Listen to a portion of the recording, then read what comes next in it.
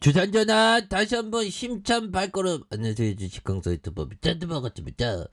자, 한국 타이어 앤 테크놀로지. 자, 보면요, 주가에 있어서 눌려주는, 그래서 15,050원에 대한 부분, 이런 부분에 강한 어떤 매물의 매도가 있었지만 양손으로 올려준, 그러다가 늘려주는 부분에서 다시 한번 거래량 터져주면서 주가에서 슈팅이 굉장히 또 세게 나와줄 수 있는 그런 어떤 모습이 또 많이 보여줄 수 있다. 뭐 이런 어떤 점을 또 말씀을 드리면서, 자, 보면 특징에 대한 부분, 이런 부분 한번 보도록 하겠습니다. 보면, 예, 그래서 자, 보면 자, 한국 타이어 앤 테크놀로지 증반 어떤 형들아, 아니 상호를 뭐 이렇게 길게 해놨어. 보면 아니 경영진들아, 이 상호를 좀 짧게 해라. 좀 짧게. 보면 이거 어떻게 이렇게 길어갖고 전일 대비해 보면 형들아, 이름이 다 안 나와.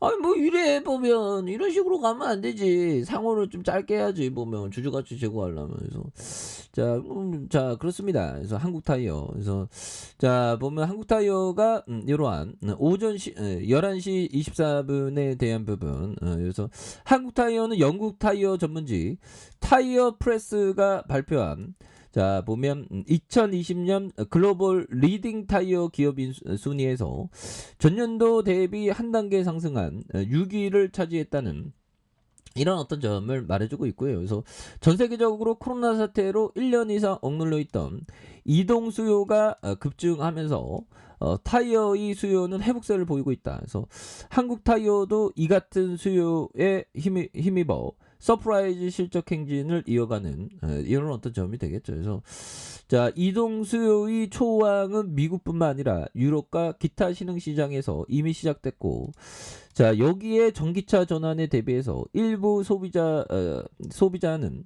중고차와 렌터카로 이동을 충당하고 있는, 그래서 한국 타이어는 빠른 매출 회복과 수익성 높은 이러한 아리 타이어의 매출 비중이 80% 이상이어서 서프라이즈 실적을 이어갈 것이라는 이런 어떤 점, 예, 그래서 이런 부분에서 엄청난 부분이 되는 이런 어떤 측면이 되겠죠. 그래서 자 보면 4조 3천억 이상, 그리고 외국인들 보유가 38.7일, 액면가가 500원인 이런 어떤 점이 되겠죠. 그래서 한국엔 컴퍼니가 43.23, 이런 부분이 되겠고, 국민연금은 자 7.23이 되는, 그리고 자사주가 1.52가 되는 모습을 보여주고 있습니다. 그래서 동산 타이어를 제조 판매하는 타이어 부분과 타이어를 제외한 일반 기계 금형과 제조 판매하는 사업부로 이렇게 되어 있다. 그래서 동사의 시장 점유율이 30% 40%로 파악되면서, 그러니까 이게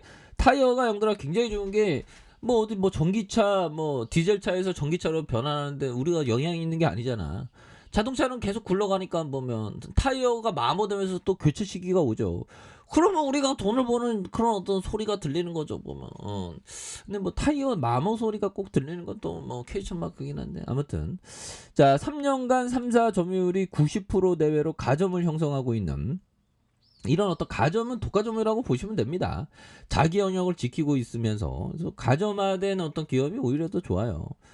그래서 본사를 거점으로 한 한국과 미주, 구주, 중국에서 6개 지역 본부를 갖추고 있는 그런 점이 되겠죠. 그래서 매출액이 자 보면 6조 8천억, 그 다음에 6조 4천억, 7조 1천억 대는, 7조 6천억 대는, 영업이익이 5,440억, 그 다음에 6,283억 원, 6,422억 원 대, 6,350억 대죠. 그래서 당기순이익이 4,296억 원, 3,852억 원, 6,043억 원, 5,307억 원 가량 되는, 그리고 자본 총계에 대한 부분이 이런 부분 7조 1천억, 그 다음에 7조 4천억, 8조 2천억, 8조 5천억 되는 그런 점에서, 자 보면 배당 수익률이 1.64, 1.65, 1.76이 되는, 그래서 배당도 따박따박 또 주지 않습니까? 예, 그런 부분에서 다시 한번 터닝에 대한 부분, 이런 어떤 부분이 됩니다. 예, 그렇게 해서 자 우리가 정말 어떤